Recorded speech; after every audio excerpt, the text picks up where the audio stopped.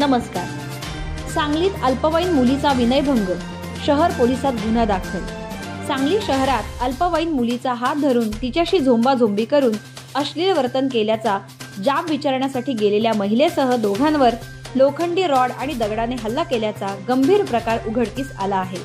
या प्रकरणी शहर पोलिसांनी संशयित गणेश प्रकाश शिंदे आणि प्रकाश शिंदे राहणार वाल्मिकी आवास, जुना बुधगाव रोड या दोघांच्या विरोधात विनयभंग, मारहाण, सुधारित बाल लैंगिक अत्याचार प्रतिबंध कायद्यातील तरतुदीनुसार गुन्हा दाखल केला आहे।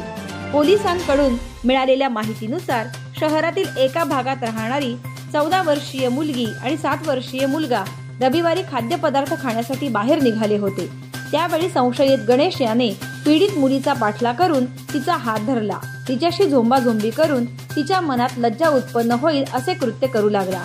हे सर्व अचानक घडल्याने पीडितेने भयभीत होऊन हा प्रकार नातेवाईकांना सांगितला। त्यानंतर पीडितेचे नातेवाईक महिलेसह दोघे जाब विचारण्यासाठी संशयित गणेश शिंदे यांच्या घरी गेले असता त्यावेळेस संशयित गणेशने लोखंडी रॉडने फिर्यादी पुरुष व्यक्तीवर हल्ला केला। गुडघ्यावर, पायावर जोरदार हल्ला झाल्याने संबंधित व्यक्ती जखमी झाली, तर दुसरा संशयित प्रकाश शिंदे याने महिलेच्या डोक्यावर दगडाने मारहाण केली।